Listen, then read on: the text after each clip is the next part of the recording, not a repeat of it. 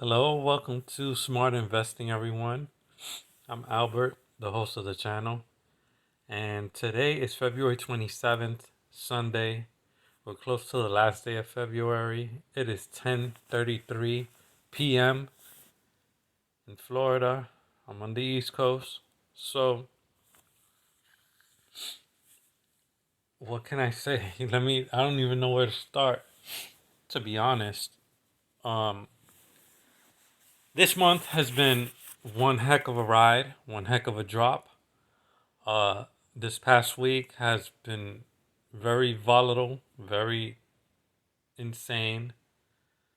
Uh, I've said this before where there have been days and even weeks where things are not even normal. I mean, aside from the market, I mean, like in real life, like for example, the whole war with Russia and Ukraine, that's affecting the markets. But apparently, you know, in real life, it's concerning. It's a bad thing. But then the stock markets react another way. The stock markets just react the opposite. It just doesn't give a crap about anything that happens in our lives, to be honest. Um, ever since 2020, I've been saying it. Ever since 2020, I've been pretty much bearish because the coronavirus. Then we had to mask up. Then it's like they closed off borders. The shortages of supplies and stuff that we get overseas. Uh, the chip shortages as well. That's affecting businesses. People quitting like crazy, like the labor shortages and talent shortage. Then we have like supply shortages of like natural materials, like lumber. That happened like last year. Consumer sentiment, consumers are still spending. Gas has gone up tremendously. I don't even know the percentage, but it's gone up to a little bit less than $1 here in Florida. I'd say like 60 to 80 cents. Inflation, just so much has been going on this past year. And like I said, even in 2020, and stock market should be going down. Like what's happening now within these last 2 months, that should have happened in 2020. But what I'm saying is, even though the stock market went up 2 months later in 2020, it should have continued down, but instead it went up. Now, we're in another situation where the US is pretty much shooting itself in the foot because now it's like a war is it's tragedy. It's not a happy moment. And uh what I'm trying to say is, how can I even put this? And this is very realistic. It's like money and circulation and money flow and everything. Yeah, there's winners and losers. People need money and some people lose money. Yeah, that's fine. That happens. But what I'm trying to say is that uh when tragedy strikes, it's not it's not normal for other people to take advantage of other people that are suffering. Yeah, people, oh yeah, buy the dip and this and that. But um, me personally, and I know some people might take the stock market personally, and other people might take it more as a business. Um, I do both. I consider it as a business and personal.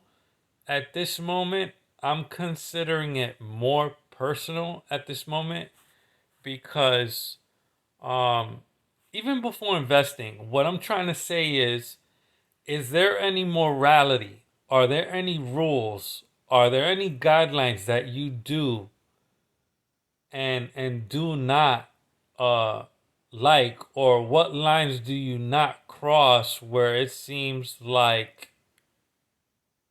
you know, let me step away from the market and take a break for a while because things are uncertain and let me jump in. So I'm just giving my 2 cents a little bit. So what I'm trying to say is, um, me personally, I have rules when I invest.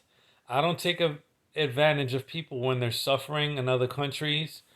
Um, War is very, you know, saddening and heartbreaking for some people. People lose their homes.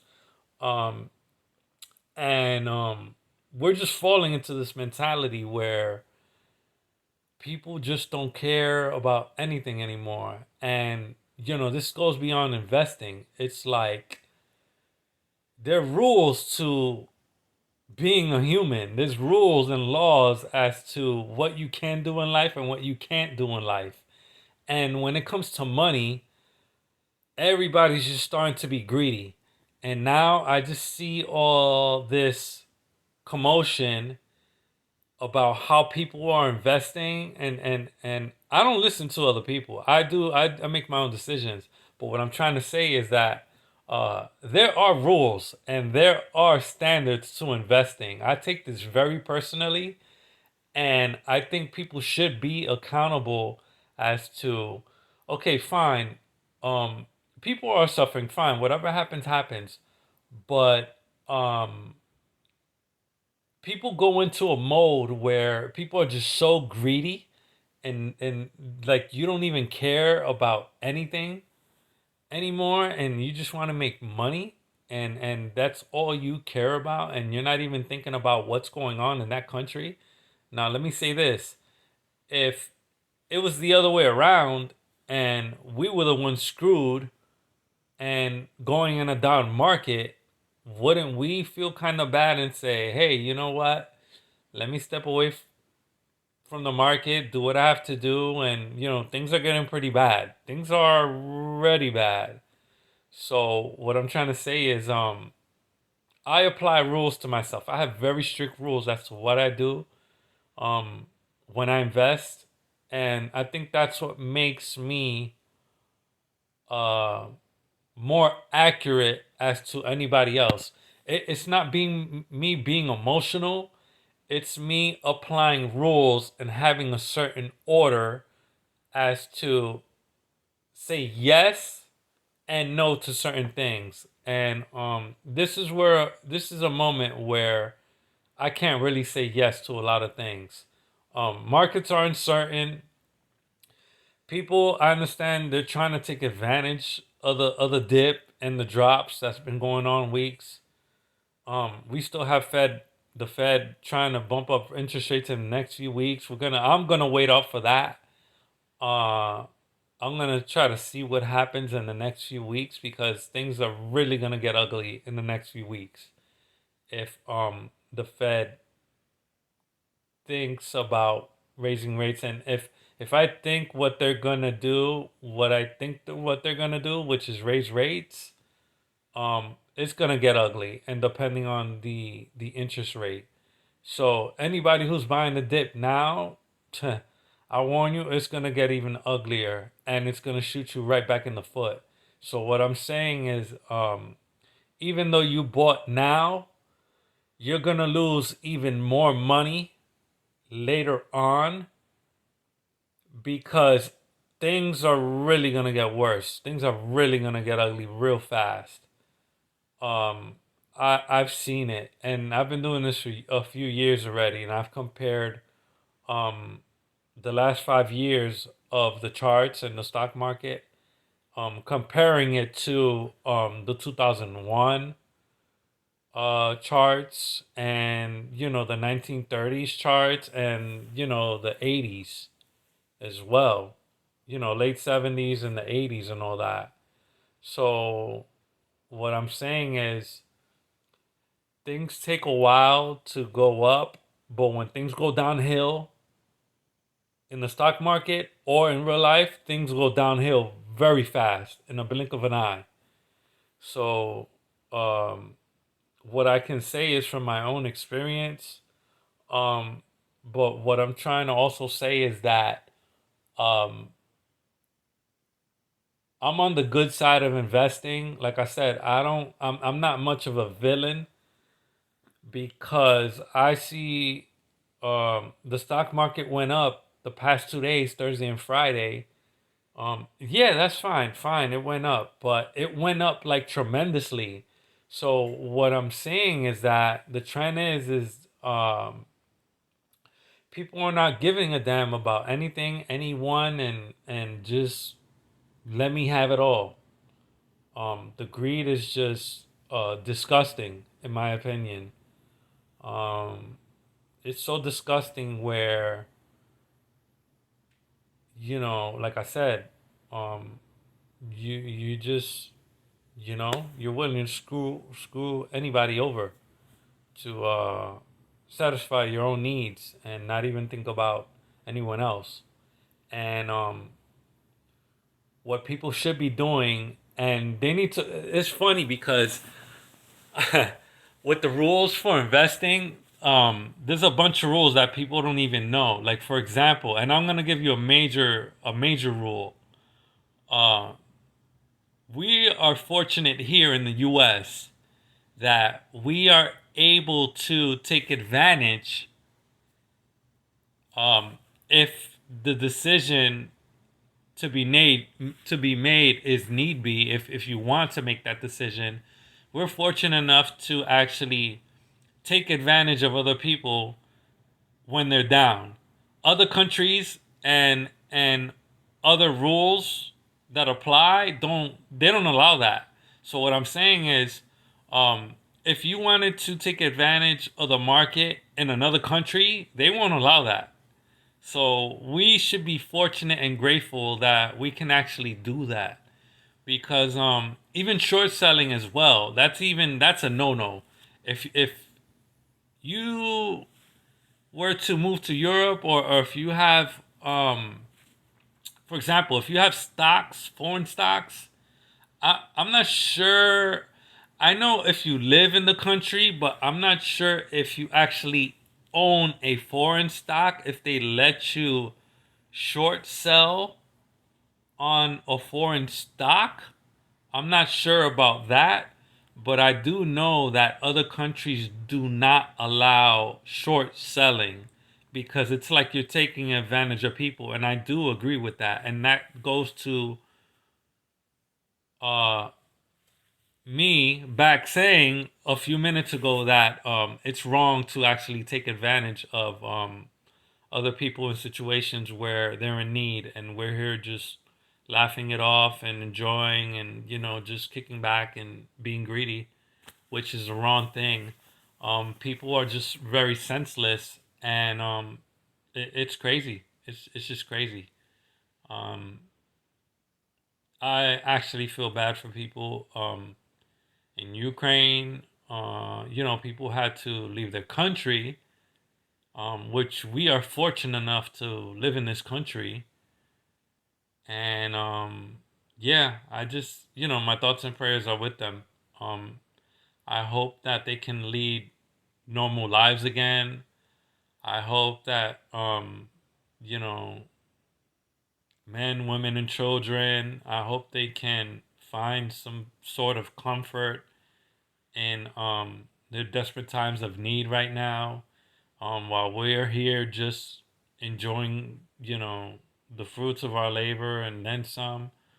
Um, the greed doesn't stop here in the U.S. And like I said, to be honest, in 2020, the stock market should have been going down. And yeah, the greed needs to stop. The greed is just an insane amount of uh, selfishness and just evil. It's just very, very evil and conniving. Um, it's gotten to a level.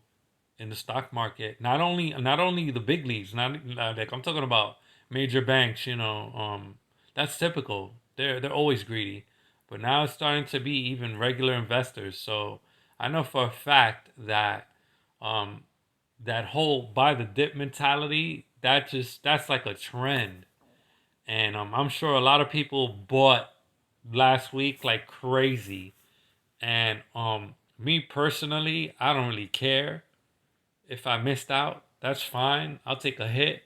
But I'll tell you this, I'm not gonna live with a guilty conscience, and I'm not gonna have corruption on my side, because again, I live by strict rules and regulations, and I apply um, morality into investing as well.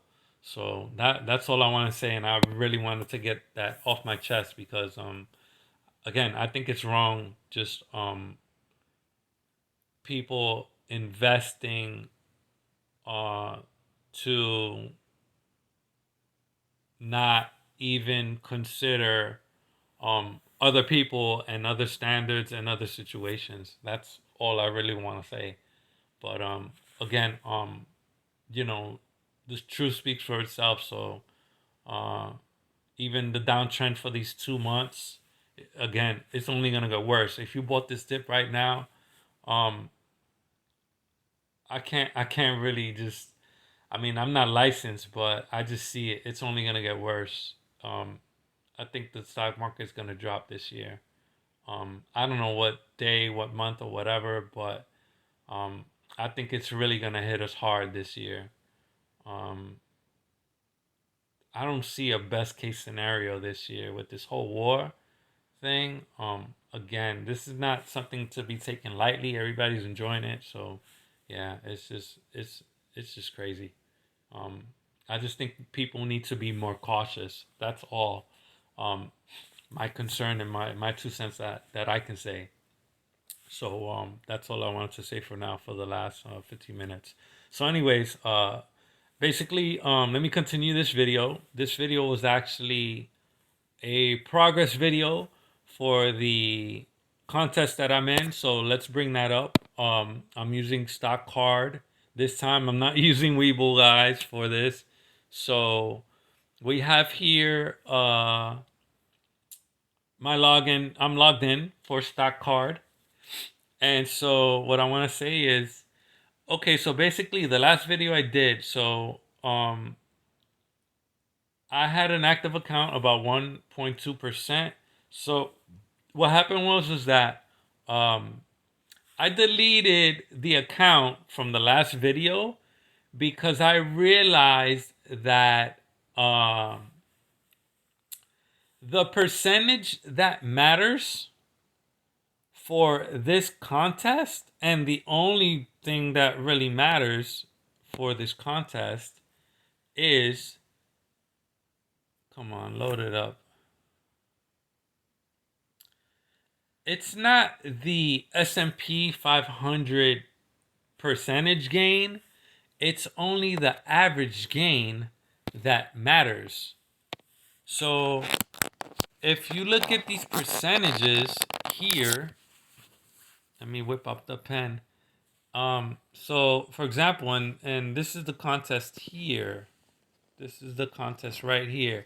So for example, this percentage doesn't say what it's for. It doesn't say what's it aligned to. So when you actually click on it, oh, whoops, sorry. So when we actually click on it, let's go to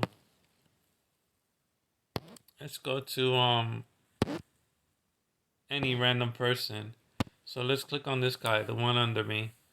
So for example, you see here you have two percentages. You have average gain, and then you have the gain over S&P 500. So you have one here, number one there, and number two here. This is the one that matters. This one, the average gain. this doesn't even count. So what I thought was, I actually thought at first, I thought both of these mattered at first, but I guess not. So when I actually had the account before, I thought they both came into play, but I only thought the average gain is the one that shows up. Um, I thought the gain over the S&P 500.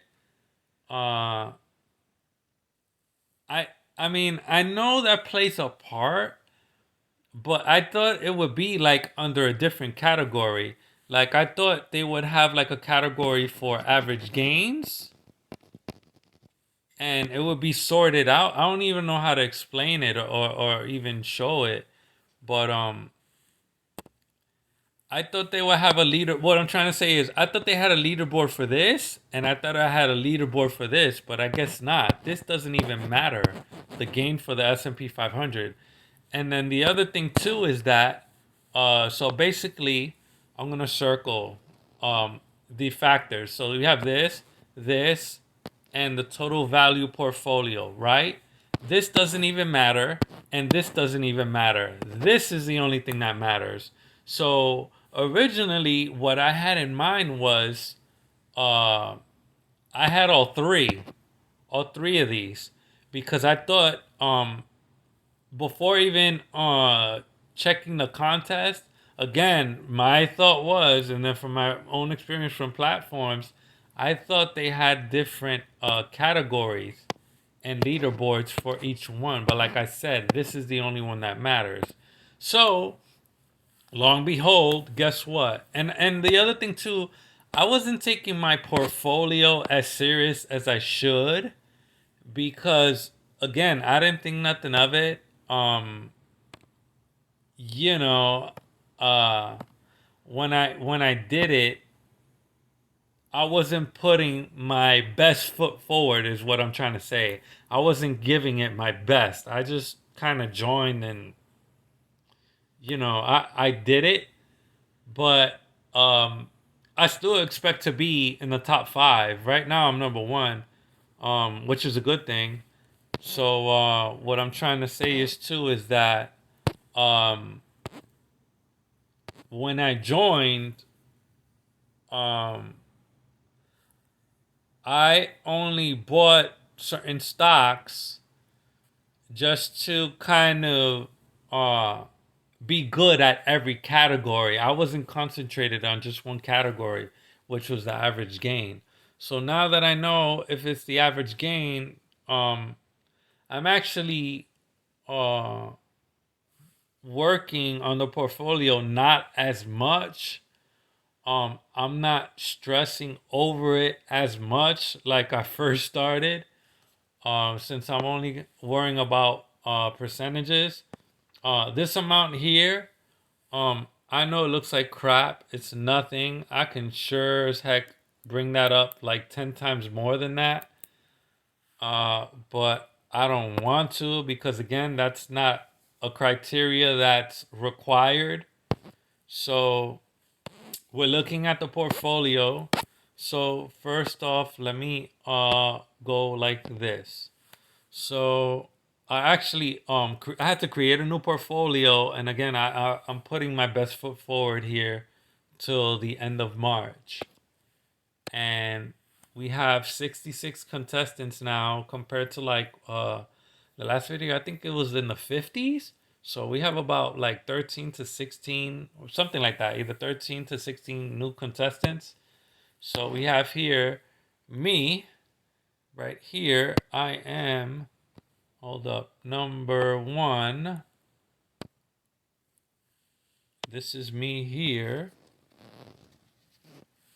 And I want to say something too.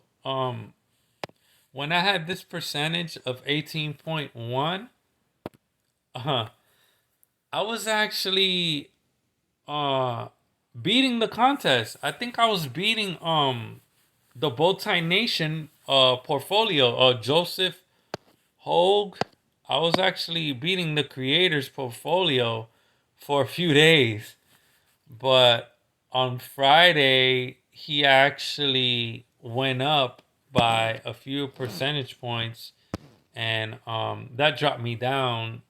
Well, it didn't drop me down, but the percentage for his was slightly lower. I can't remember how much it was, but then by Thursday and Friday, which the stock market went up both days, and especially on Friday, last Friday, uh, I forgot how many percentage points. But anyways, what I'm trying to say, the overall portfolio, we're still about the same, but now he's beating me by like 0.37. So he's winning by like 0.37. Um, so I guess I'm doing pretty good. Um, I'm not beating him as of yet, but who knows? At the end of the month, stock market goes up and down. So we're pretty close. We're both neck and neck, which is pretty interesting. That's pretty cool. Um, but the thing is too is that I still have a month left, so I can still try to bring this percentage up depending on the stock market volatility. Um, and I do have day trading accuracy and a high win rate and percent. Basically, I'm a good trader, day trader as well if I want to. So I have that experience, fundamental and technical, under my belt. So we'll see. We'll just see. So let's see here. A lot of people here on the negative. Let's start from here. So the last in the video, I think I was in the negative as well. But I'll say this: before I deleted the portfolio, I was positive. I was at 1.20%. So I would actually be above this person right here, Alyssa. So that would have ranked me actually. Wow, that would have ranked me number 10 if I still had the O portfolio. So I would have been 1, 2, 3, 4, 5, 6, 7, 8, 9, 10, 11, 12. I would have been ranked 13. And that's to say a safe bet because it probably would have gotten up a point, maybe 1% or so. So what I would have beat two people at most. So again, I wasn't putting my best foot forward, but now I am. So as you can see, uh we only have the people that are above 10%, we only have four people that are above 10%. And again, I'm number one, this guy is number two. I'm still beating him by like 4%. But let's look at my portfolio. I'll show you guys that one. So yeah, I updated the picture. It looks way better than my last one. Smart investing, and then I left my YouTube channel, the S for smart investing. So we have here again, these are the same. So I have a 18.1 percentage. All I did was do one trade on one stock on February 22nd, and I'm good enough and smart enough and able enough to do good in the market. So, like I said, on February 22nd, all I did was one trade, and I was up a little bit above 18%. So that ranked me at number one. So let's look at the other portfolios real quick. We have here uh, Techno Trader, TBT Bowtie, and Beat the Bowtie. Sophia, the Brown Trader, and Cal E. Eakins. Let's start with her. So let's see what she has. I'm just gonna see if she's good or not. Just want to see my competition, see who I'm going up against. I'm pretty sure I'll stay in the top five, so that's my goal. If I come in number one, then I'm grateful to be so. So we have here, she updated it at February. Um, let's see what stocks she has and if it's active. So she did 5 out of 6 stocks. So on the 6th, um, yeah, she's. It looks like they're just choosing stocks.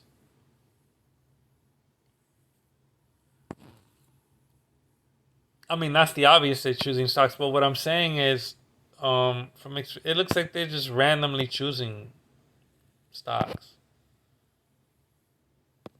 Um,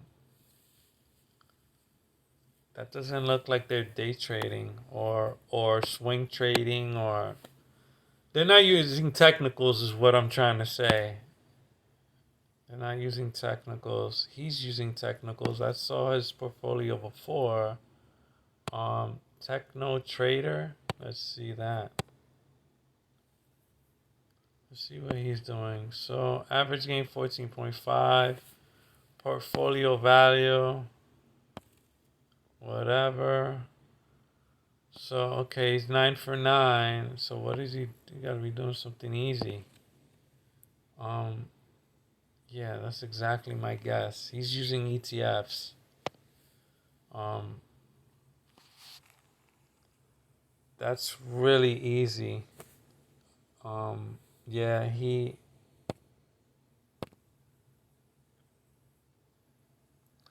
doesn't know what he's doing. And that's the popular stock. That is a very popular stock. That one, the Pro Shares, Ultra Pro, the QQQ. That is a very popular selection for people. Definitely. So he's using an ETF. That's the easy way out. So he doesn't know technicals. That's good. If he does, I could be wrong, but so what? So long. I don't really care. I can tell. I can tell from experience if they know how to trade or not. He's just going up and down. He hasn't updated. He did good with that. So yeah, that's pretty much it. So I don't have much for you guys. Again, I know I don't have a lot of subscribers, but thank you guys for watching, for supporting me. Um, I hope that people can apply some rules when you first start out in investing. I mean, there's reasons as to why you invested. You know, it's not like you're jumping in here. Oh yeah, I want to make money, but I mean, yes, that's true. That's fine. There's nothing wrong with that. But there has to be some sort of um rule or standard that you have to apply yourself. I mean, when you do something, you got to have a plan when you do something. You just don't get up and do it. And anybody professionally would tell you if you're trying to day trade, uh you need to have a plan or you need to have some kind of orderly fashion as to how you do things. You need to have like a good setup and stuff like that. You can't just like randomly pick a stock, um put like your life savings on the line on one stock and go in there and hope for the best and gamble it out and then yeah, let's see if it goes up. Life doesn't work like that. Investing doesn't work like that.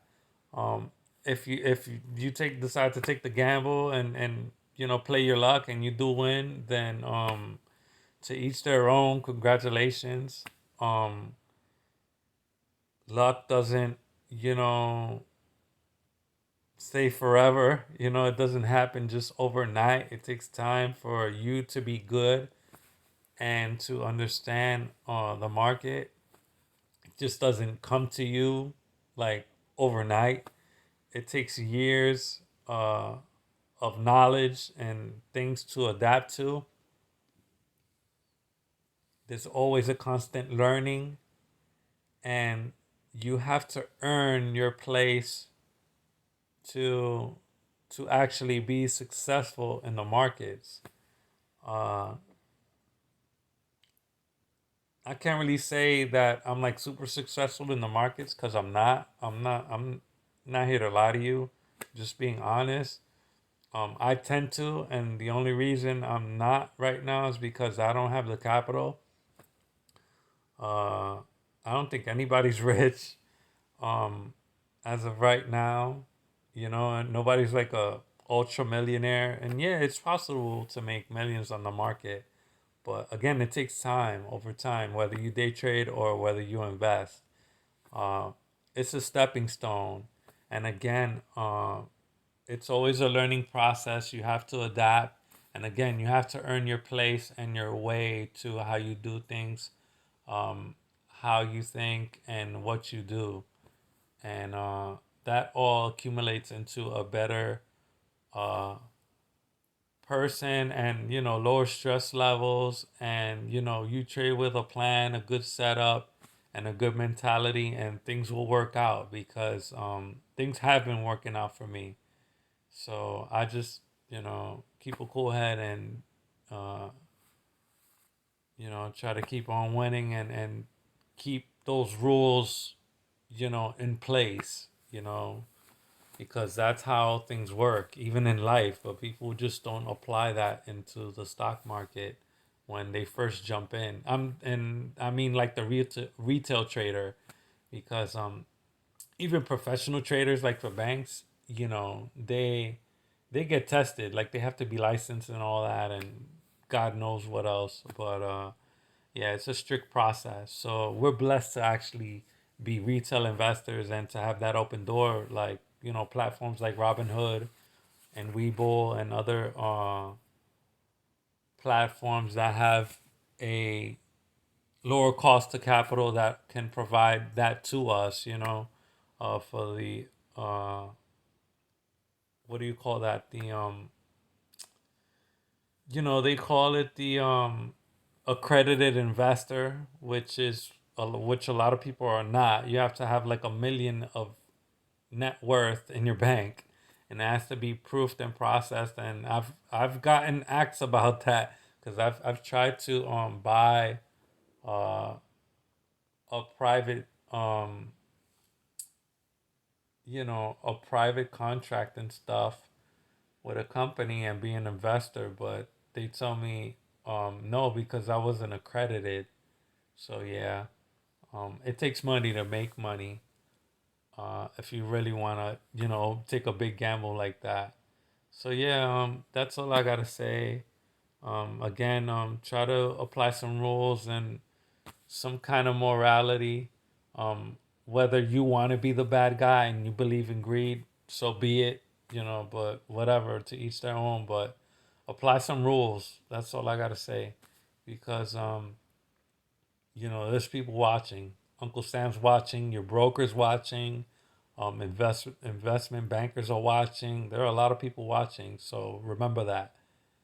Um, Thanks for watching. That's all I got for you. I'm just giving my 2 cents. And I rarely give my 2 cents this long. So um, be careful. Happy investing. And I'll see you guys in the next one. Hope you guys have a good weekend. And we'll see how the markets react. Um, I think they're going to go down the next few weeks, next few months. So we'll see. See if I'm right or wrong. But I hope I'm right. We'll see if I'm wrong. So until next time. Peace out, guys.